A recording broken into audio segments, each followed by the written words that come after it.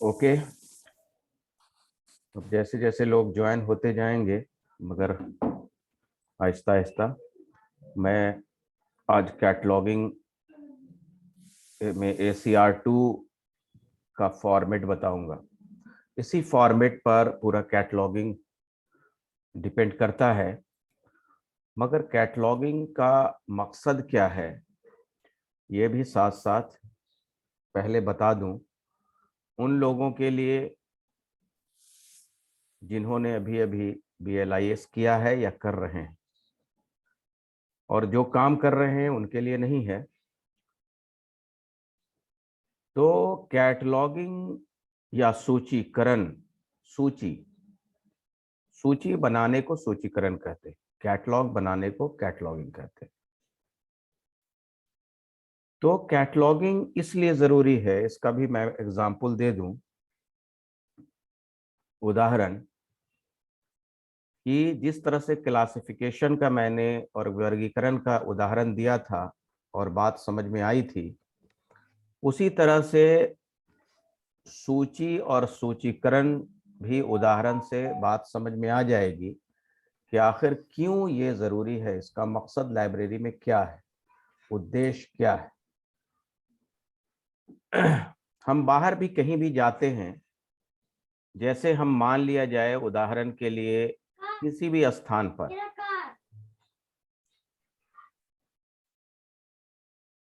जैसे हम रेस्टोरेंट में जाते हैं, रेस्टोरेंट में जो जाते हैं तो वो हमें एक मेनू यानी कि सूची थमाता है आपके फूड की, जो उसके पास उपलब्ध है आपके सामने, या आपको वहां लेकर नहीं जाता जहां पर उसके सामान रखे हुए हैं या वहां पर बन रहा है, बल्कि उन सब सामानों की जो उसके पास उपलब्ध है उसकी सूची थमाता है।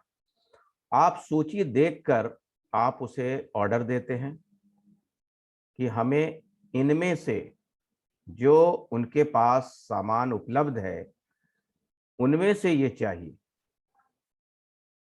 हम किसी शॉप में, फर्नीचर के शॉप में जाते हैं, तो फर्नीचर के गोडाउन में आपको लेकर नहीं जाता वो, बल्कि फर्नीचर की एक सूची आप लोग को थमा देता है और उसमें से आप पसंद करते हैं। कुछ तो शो केस में रखा हुआ होता है, मगर अधिकतर जो मैक्सिमम है बड़े बड़े शोरूम में उसकी सूची बनाई हुई रहती है, कैटलॉग जिसको कहते हैं। टाइल्स के दुकान में जाते हैं या किसी भी जगह पर, बड़े जगह पर जाते हैं, तो आपको एक सूची थमाई जाती है, कैटलॉग थमाया जाता है। उस कैटलॉग को देखकर, कैटलॉग किसका रहता है? कैटलॉग जो उनके पास सामान उपलब्ध है उसी का कैटलॉग होता है। ऐसा नहीं होता कि उनके पास वो सामान उपलब्ध नहीं है और वो जो है उसकी सूची बना करके रखे हुए हैं, ऐसा नहीं। जो उनके पास सामान उपलब्ध होता है, क्योंकि उतने सारे सामानों को डिस्प्ले नहीं कर सकते आपके सामने, डिस्प्ले नहीं कर सकते, उनकी सूची बनाकर रखा हुआ होता है, ताकि आप उन सूची में से कैटलॉग को देख करके उन सामानों का ऑर्डर दें। कि आपको मान लिया कि 1000 सामान की सूची है, उसमें से आपको 4, 5, 10 पसंद आई, तो उन 10 को दिखा सकता है, 1000 आपके सामने नहीं दिखा सकता। उसी प्रकार हमारे पुस्तकालय में लाखों किताबें होती हैं, लाखों किताबों को आपके सामने डिस्प्ले नहीं कर सकता डिटेल्स में, उसके टाइटल्स, उसके ऑथर। हाँ, ओपन एक्सेस सिस्टम है तो स्टैक तो तक तो आप किताबों तक जाते हैं, मगर उसमें से ढूंढना बहुत मुश्किल है। इसलिए वो जहां किताबें रखी होती हैं उसको स्टैक कहते हैं, STACK। स्टैक कहते हैं। तो स्टैक पर जितनी भी पुस्तक है, जो पुस्तक पहले से उपलब्ध है उसकी सूची बनी हुई है, कैटलॉग बना हुआ है, जो किताबें आ रही हैं उसकी भी सूची बनती चली जा रही है, यानी कि कैटलॉग बनता चला जा रहा है। अब सूची बनाने का एक नियम बना दिया गया, इंटरनेशनल स्टैंडर्ड, यानी कि अंतर्राष्ट्रीय मानक बना दिया गया सूची का। दुनिया के किसी कोने में भी कोई भी पुस्तकालय होगा तो इसी नियम के अनुसार सूची बनेगा, इससे पाठक को आसानी होगा। अगर डिफरेंट नियम होते, बहुत सारे नियम होते और हर लाइब्रेरी अपने अपने नियम के अनुसार सूची बनाता, तो प्रॉब्लम्स किसको आते? पाठक को ज्यादा प्रॉब्लम आता। अगर कोई यूजर यानी पाठक, रीडर किसी लाइब्रेरी में, किसी पुस्तकालय में जाता है, यूजर एजुकेशन हम देते हैं। यूजर एजुकेशन किसे कहते हैं? कि आप कैटलॉग किस तरह से देखेंगे, आप किस तरह से डॉक्यूमेंट्स का यूज करेंगे, क्लासिफिकेशन नंबर क्या है, बुक नंबर क्या है, किस तरह से कैटलॉग बने हुए हैं, किस तरह से आप मैनुअल कार्ड या कंप्यूटराइज्ड कैटलॉग को सर्च करेंगे इत्यादि। यानी कि लाइब्रेरी को यूज करने के जितने भी तरीके हैं आप उसको जब बताते हैं, उससे हम कहते हैं यूजर एजुकेशन। तो एक बार जब उसे यूजर एजुकेशन के तहत वो चीजें, वो जानकारी प्राप्त हो जाती हैं, तो वो दुनिया के किसी भी पुस्तकालय में जाएगा तो उसे आसानी होगी। क्योंकि क्लासिफिकेशन स्कीम भी जो मैंने बताया 2 रोज आपको, डेविड डिसमल क्लासिफिकेशन, तो उसकी भी जो जानकारी यूजर को दिया, तो ये भी इंटरनेशनल स्टैंडर्ड है, अंतरराष्ट्रीय मानक है। यानी कि मैक्सिमम लाइब्रेरी में डेविड डिसमल क्लासिफिकेशन का यूज किया जाता है। तो एक अंतरराष्ट्रीय मानक बना दिया गया जिसका नाम है AACR2, Anglo American cataloguing rules. अब थ्योरेटिकल में मैं नहीं जाऊंगा कि थ्योरी क्या है, कब आया इत्यादि, क्योंकि यहाँ पर प्रैक्टिकल की बात हो रही है, इसीलिए प्रैक्टिकल ही यहाँ पर होगा। तो अब ACR2 के फॉर्मेट बना दिए गए।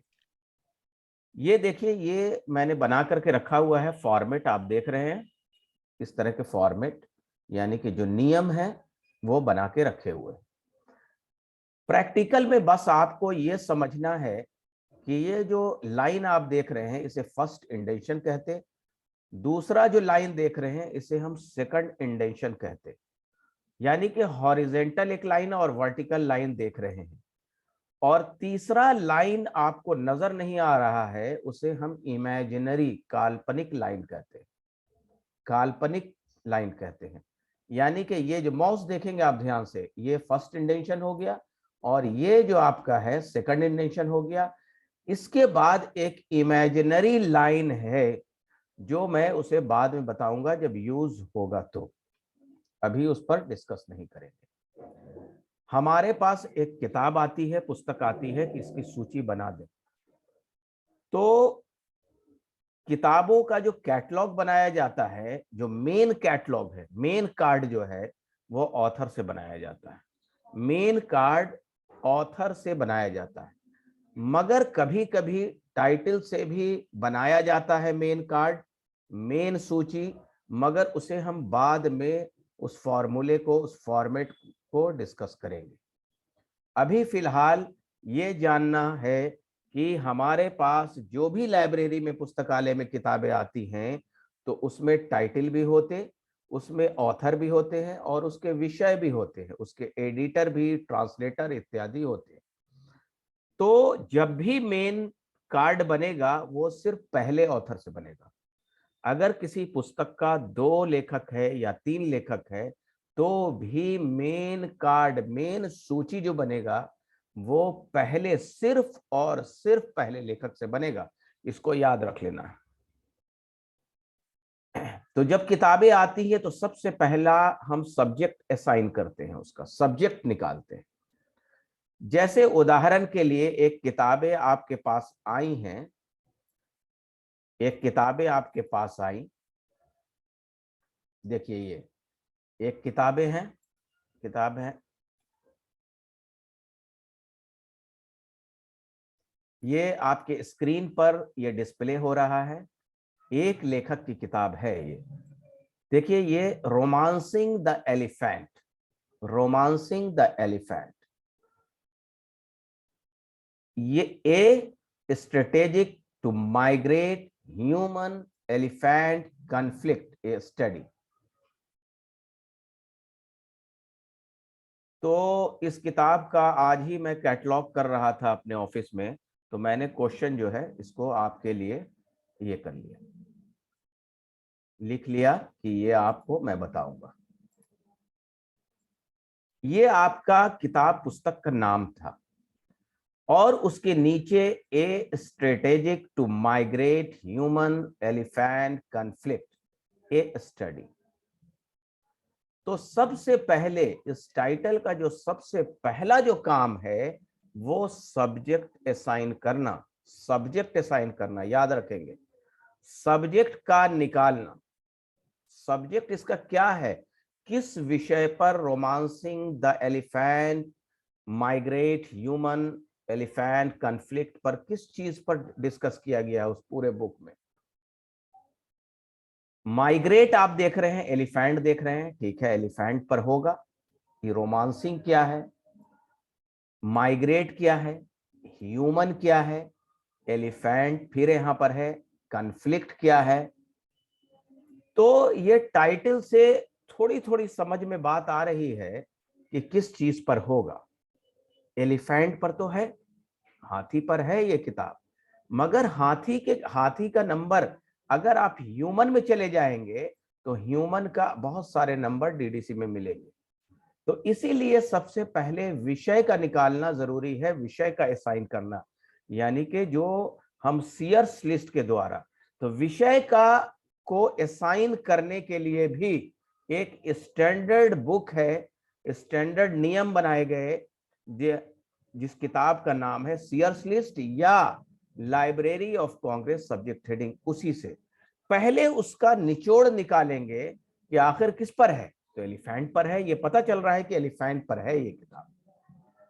अब कह रहा है कि माइग्रेट, तो माइग्रेट का नंबर सोशल साइंस में भी मिल जाएगा। ह्यूमन भी माइग्रेट करते, कनाडा से अमेरिका, इंडिया से अमेरिका, इंडिया अमेरिका से इंडिया, माइग्रेट करना। तो इस किताब को पढ़ना पड़ेगा। देखिए डीडीसी भी निकालना सिर्फ वर्ड पर, की वर्ड से नहीं निकलता डीडीसी। ये किताबों को पढ़ा जब हमने, तो ये पता चला कि एलिफेंट, जो इंडिया के एलिफेंट्स हैं उसके कंजर्वेशन की बात की जा रही है, कंजर्वेशन एंड मतलब कंजर्व करने की बात की जा रही है, कंजर्वेशन की बात की जा रही है। तो इसका जो असल मकसद है कि किसी भी जानवर यानी कि एनिमल्स का कंजर्वेशन करना, उसमें खासकर एलिफेंट का जिक्र करना, एलिफेंट का। तो देखिए मैं सब्जेक्ट डिवाइस जब आपको बताऊंगा, सब्जेक्ट, एक सब्जेक्ट को दूसरे सब्जेक्ट में कैसे जोड़ा जाता है, तो इसको जो मंडे को मैं डीडीसी क्लास लूंगा तो उसके बारे में डिस्कस करूंगा। रेडीमेड नंबर आप लोगों को कुछ बता दिया गया है।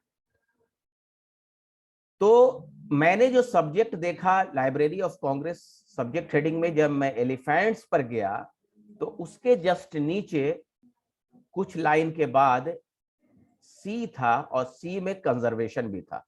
तो डैश देकर के वहां पर दिया हुआ था कि एलिफेंट डैश कंजर्वेशन, और डैश देकर के दिया हुआ था ज्योग्राफिकल जोड़े, ज्योग्राफिकल एरिया को जोड़े, जिस देश का भी एलिफेंट का कंजर्वेशन है, कि जिस देश का, उसको ज्योग्राफिकल एरिया को जोड़ दे।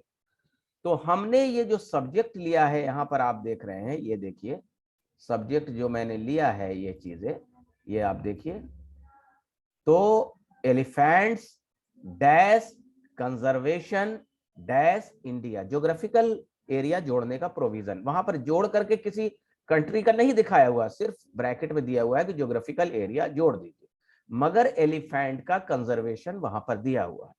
अपने मन से कोई भी सब्जेक्ट नहीं लिखना है, अपने मन से आगे जो देखिए लाइब्रेरी साइंस में सबसे जो मुश्किल चीज है, इसलिए कि सूची के द्वारा ये जो हम कैटलॉग बना रहे हैं, तो रीडर्स का सबसे बड़ा जो अप्रोच होता है ढूंढने का, वो सब्जेक्ट होता है।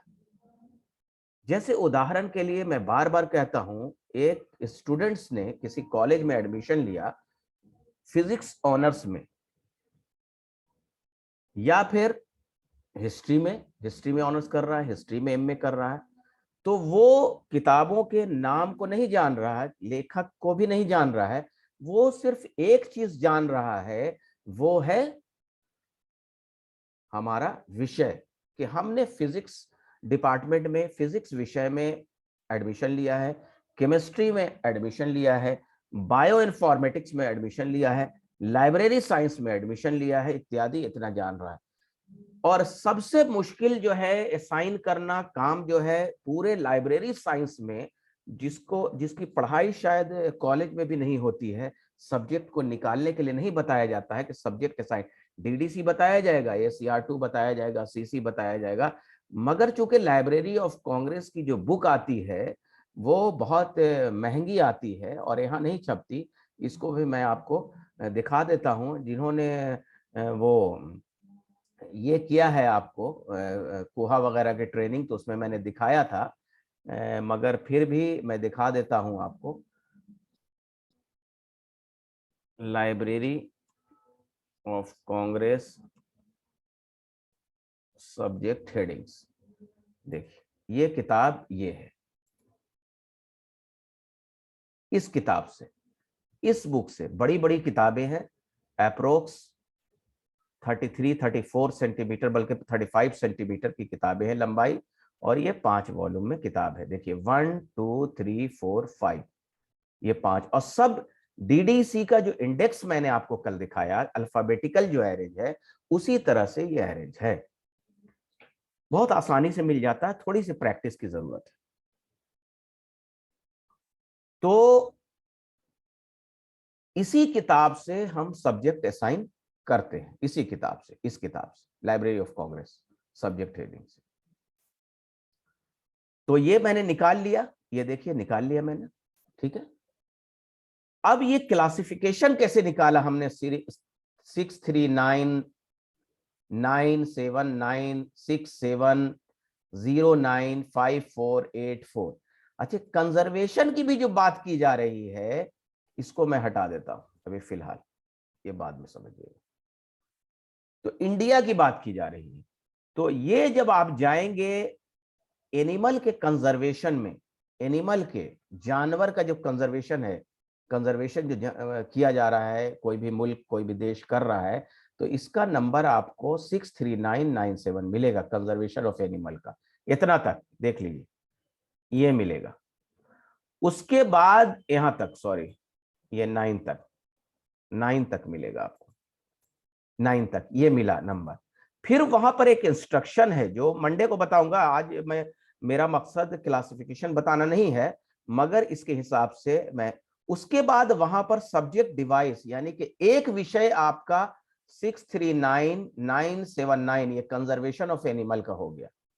अब उसमें एलिफेंट को जोड़ना है, एलिफेंट को जोड़ना है, तो वहां पर इंस्ट्रक्शन दिया हुआ है कि आप जो है 50 इतना या 60 इतना इतना में ये नंबर को फॉलोइंग कर दें, तथा जो बचे हुए नंबर को यहां पर जोड़ दें। ये इंस्ट्रक्शन है जो बताएंगे। तो बचे हुए नंबर 67, पूरा नंबर एलिफेंट्स का नहीं है, वहां पर चूंकि इंस्ट्रक्शन है कि 3 डिजिट को यहां तक हटा दें, और हटाने के बाद जो नंबर बचे उसको जोड़ दें। उसके बाद इंडिया का नंबर, जो टेबल 2 मैं बताऊंगा, टेबल 2, टेबल 1 पहले है, टेबल 2, तो जब कोई निर्देश यानी इंस्ट्रक्शन एरिया जोड़ने का नहीं होता है, तो 09 टेबल 1 से लगा के 54 इंडिया का नंबर जोड़ दिया, तो ये पूरा नंबर आपको डेविड स्मल क्लासिफिकेशन। 2 दिन तो आप लोगों को बहुत सिंपल मैंने बताया है, रेडीमेड नंबर बताया, तो खैर यहां पर वो मकसद नहीं है, मगर फिर भी मैंने बता दिया। तो ये दोनों काम करने के बाद अब हम इस किताब को, चूंकि यहाँ पर तो लिखा हुआ है टाइटल, ऑथर, प्लेस, पब्लिशर, सारी चीज, उसमें टाइटल पेज पर और back of the title page पर ढूंढना पड़ता है। तो ये हमारा जो है क्या है, टाइटल है, ये हमारा पूरा सब टाइटल है, ये डॉक्टर CH, ये जो है ऑथर है, बेंगलुरु, बेंगलोर से छपा है, ये हमारा पब्लिशर है, 2007 में ये छपा, और सेकंड एडिशन है, दूसरा एडिशन है, इसमें आपको कलर इलस्ट्रेशन भी है, यानी कि उसके अंदर कुछ चित्र हाथी के, जंगल के इत्यादि के बने हुए हैं, उसमें उलट करके देखना पड़ेगा। इसका ISBN नंबर देख रहे हैं हम, ये है पेज, ये जो रोमन में रहता है इसको प्रिलिमिनरी पेज बोलते हैं, प्रिलिमिनरी पेज, और मेन पेज का ये आखिरी पेज है, प्रिलिमिनरी पेज का आखिरी पेज है। साइज 23.4 सेंटीमीटर है और इसका एक्सेशन नंबर ये। अब दो काम मैंने कर लिया, ये चीज समझ में आ गया। अब फॉर्मेट को समझेंगे। सर हाँ एक बोलिए। चीज ये पूछ लीजिए, जो सब्जेक्ट हेडिंग सर आपने बनाई है सर, ये कंजर्वेशन और एलिफेंट कंजर्वेशन और ये सर इंडिया, ये सर हम लोग कैसे बनाएंगे सर इसको? ये तो सर आपको library of Congress subject heading खरीदना पड़ेगा, जैसे DDC आप रखे हुए होंगे, ACR2 रूल्स रखा होगा आपने, तो उसी तरह से जो है library of Congress subject heading आपको खरीदना पड़ेगा। सर ये सीयर्स लिस्ट से अगर निकालना चाहे सर तो हाँ, क्या सीयर्स लिस्ट से शॉर्ट, छोटी लाइब्रेरी के लिए है वो, इतना ब्रॉड नहीं निकाल सकते सीयर्स लिस्ट से। सीयर्स लिस्ट से बहुत चाहेंगे कि ब्रॉड निकल जाए तो वो चीजें, मगर उससे भी निकलता है, मैंने पहले भी अभी बताया आपको कि सीयर्स लिस्ट से भी निकाला जाता है, मगर लाइब्रेरी ऑफ कांग्रेस क्योंकि एक ब्रॉड सब्जेक्ट जो है निकलता है उससे, तो इसीलिए हाँ। वो किताबें सर लगभग यहाँ लाइब्रेरी में सर मिलती नहीं है। ये लाइब्रेरी ऑफ कांग्रेस की जो बुक्स है सर, हाँ ये तो मिलेगी, मिलेगी, आप वेंडर को ऑर्डर देंगे ना तो वो मंगा देता है, वेंडर को जब सर ऑर्डर दिया जाता है तो मंगा देता है वो। ठीक है सर, सीयर साहब लिस्ट थोड़ा सा हम लोग को बता दीजिएगा सर, कैसे इसको हाँ देखते हाँ हैं। हाँ, बता देंगे, जरूर बता देंगे, और बहुत सारी टेक्निक्स लास्ट में बताएंगे आपको कि कैसे कैसे किया जी जाता है। अभी तो ठीक है सीखना है सर। ना हमें, अगर हम जी शॉर्टकट टेक्निक्स बता देंगे तो फिर सीख नहीं पाएंगे, है ना। नहीं नहीं सर, इसलिए बिल्कुल हम लोग को नहीं। शॉर्टकट टेक्निक्स में नहीं जाना है, ठीक है, बाद में बताएंगे लास्ट में। अब देखिए कैसे बनता है, ये मैं, मेरे पास क्वेश्चन है जो मैंने दिखाया आपको।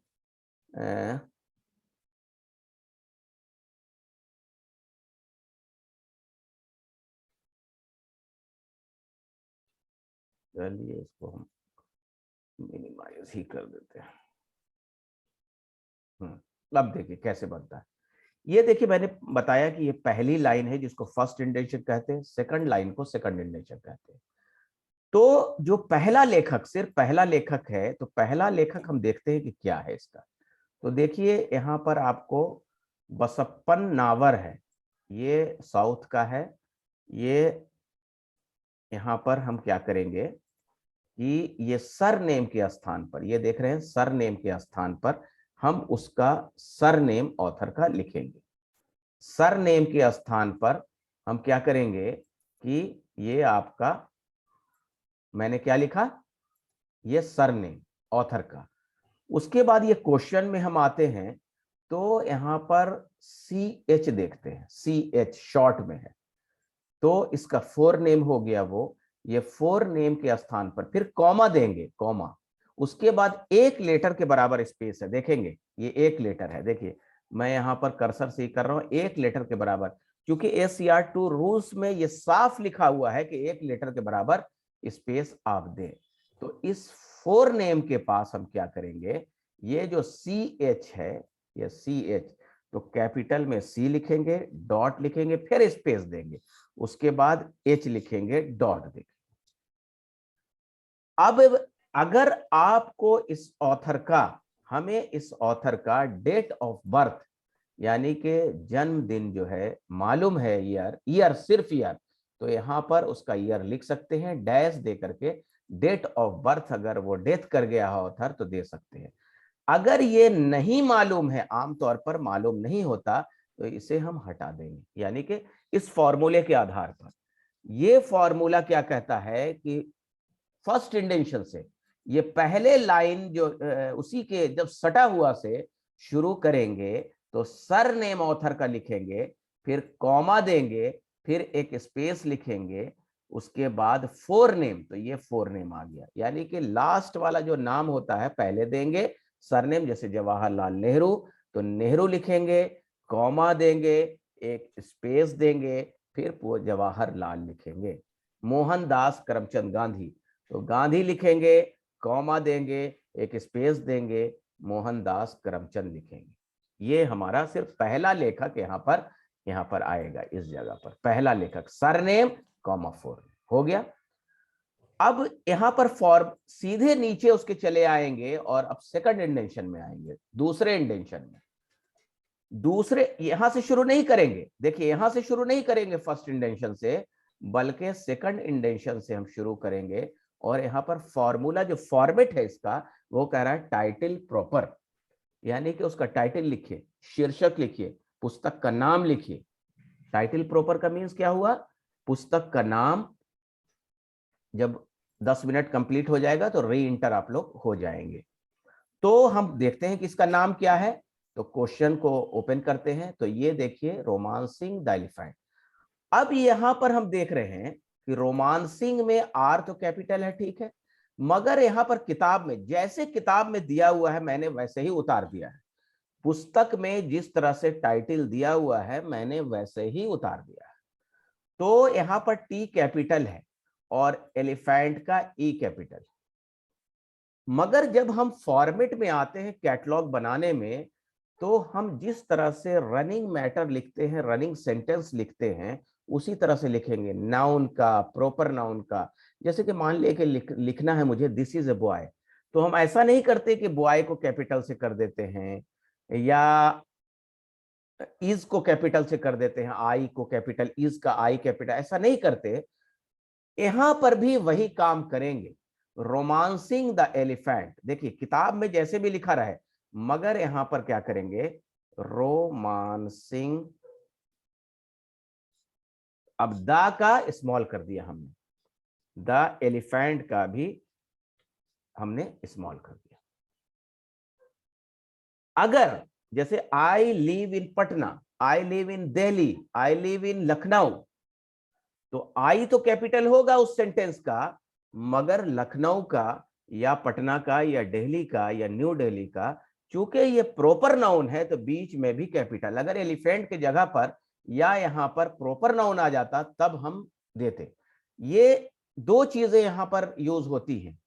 यहां पर एक ACR2 रूल्स फॉलो किए जाते हैं और दूसरा इंग्लिश ग्रामर का भी रूल फॉलो किया जाता है। इंग्लिश ग्रामर जो कहता है हमारा, तो मैंने लिख दिया। अब दूसरा जो हमारा होता है, 3 प्रकार के टाइटल होते हैं, 3 प्रकार के। एक टाइटल प्रॉपर, दूसरा पैरेलल टाइटल और तीसरा होता है सब टाइटल। अब सब के पंक्चुएशन मार्क होते हैं। आपने सीसी कॉलम क्लासिफिकेशन पढ़ा होगा, तो 5 फंडामेंटल कैटेगरीज है जिसमें जो पंक्चुएशन मार्क है, colon, comma, semicolon, dot, dash इत्यादि इत्यादि। तो ACR2 भी सारा पंक्चुएशन मार्क पर डिपेंड करता है, पंक्चुएशन मार्क इसमें भरे हुए हैं। तो अगर पुस्तक में, याद रखेंगे, अगर पुस्तक में पैरेलल टाइटल किसे कहते हैं, पैरेलल टाइटल आखिर कहते किसे हैं, तो पैरेलल टाइटल, पैरेलल का मतलब आप जानते हैं इक्वल, पैरेलल, उसके बराबर। सर ये आवाज आवाज आ रही सर, बहुत क्या है, कहाँ आवाज आ रही है? वो थोड़ा सा पटाखा फोड़ रहा है, वो फूट रहा है, वो शादी दी। आवाज आ रही है ठीक से? मेरी आवाज आ रही है आपको? जी सर, आ रही है आपकी आवाज, सही आ रही है। सर आ रही। बता दीजिएगा। तो पैरेलल टाइटल इसे किसे कहते हैं, समझिएगा ठीक से। पैरेलल टाइटल, पैरेलल टाइटल, अगर कोई पुस्तक मान लिया जाए हिंदी में है, रसायन विज्ञान एक हिंदी में है, उसका ट्रांसलेट हो गया इंग्लिश में और वो लिखा, उसका नाम बदल के इंग्लिश में केमिस्ट्री लिखा गया, मगर उसका ओरिजिनल नेम जो रसायन विज्ञान है, वो आपको जो है उस किताब में, इंग्लिश किताब के टाइटल के नीचे रसायन विज्ञान भी लिख दिया गया, तो वो जो हिंदी में नाम है रसायन विज्ञान, वो आपका टाइटल का पैरेलल टाइटल हो गया, यानी कि दोनों के मीनिंग में कोई अंतर नहीं है, इसी का ट्रांसलेट किया गया है, बस इतना समझ लीजिए। भौतिक विज्ञान है, उसका ट्रांसलेट होकर फिजिक्स बन गया, तो क्या हुआ, अगर भौतिक विज्ञान उस टाइटल के नीचे हिंदी में लिखा हुआ है, ट्रांसलेट होकर के इंग्लिश में हो गया और लिख भी दिया गया, नीचे लिख दिया गया, तो अपने मन से नहीं देना, अगर नहीं लिखा हुआ है तो नहीं देंगे, अगर लिखा हुआ पुस्तक में है तब देंगे। तो हम यहाँ पर क्वेश्चन में देखते हैं कि कहीं पर भी किसी दूसरे भाषा वगैरह में नहीं लिखा हुआ है।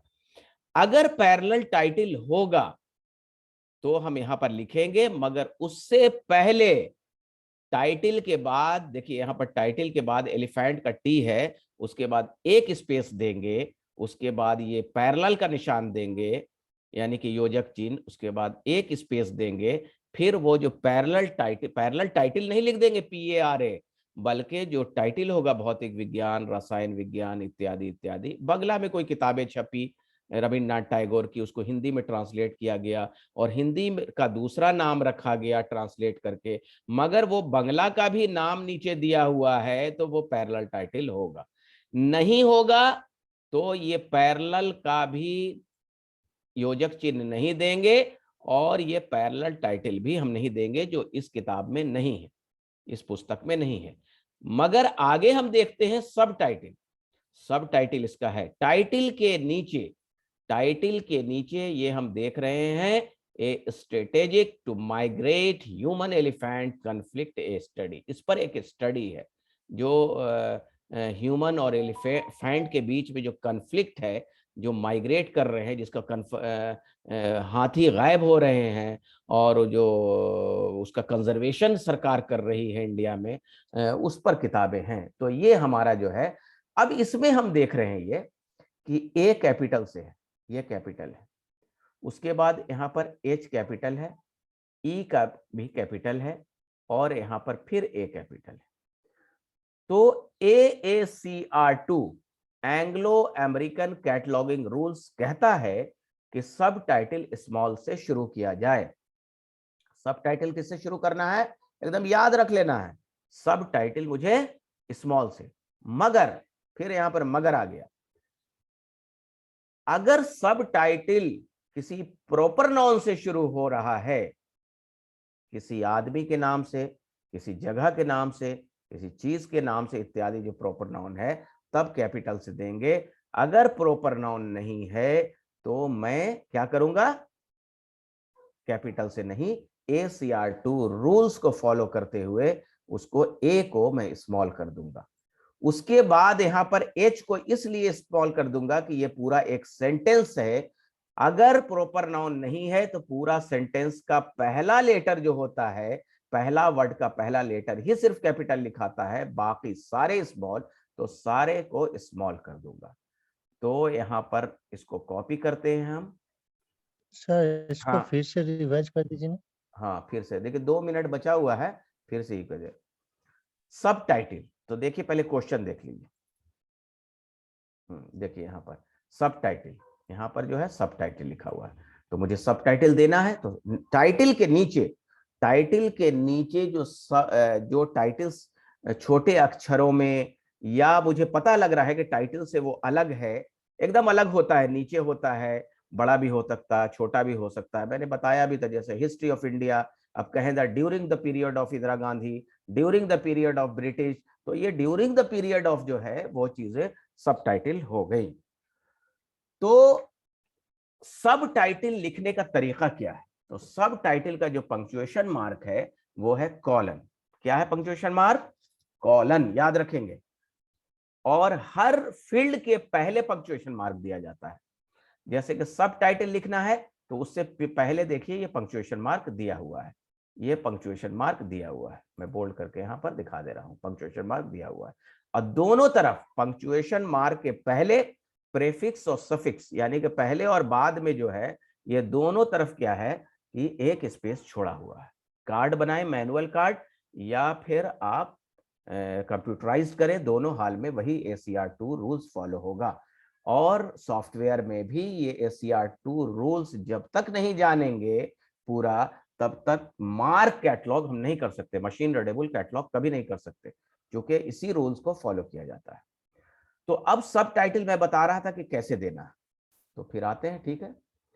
तो सब टाइटल हमेशा स्मॉल से शुरू होगा। यहां पर कैपिटल किताब में दिया हुआ है, पुस्तक में कैपिटल से दिया हुआ है, ए कैपिटल है, मगर AACR2 के रूल्स कहता है कि स्मॉल से शुरू किया जाए, मगर उसमें फिर साथ में कहता है, साथ में यह है कि जब कोई प्रॉपर नाउन से शुरू हो रहा है तब कैपिटल से। अगर यहां पर कोई प्रॉपर नाउन दिल्ली या किसी आदमी का नाम शुरू होता तो यहां पर कैपिटल से देते। और ये सारे एच देखिए, ह्यूमन का एच कैपिटल है, एलिफेंट का सारे स्मॉल हो जाएंगे, सारा स्मॉल हो जाएगा। मगर इसके बीच में भी अगर कोई प्रॉपर नाउन आएगा, इंग्लिश ग्रामर जो कहता है, इंग्लिश ग्रामर, साथ में इंग्लिश ग्रामर को भी फॉलो करेंगे कि अगर कोई प्रॉपर नाउन आएगा तो हम बीच में कैपिटल लेटर में लिखेंगे।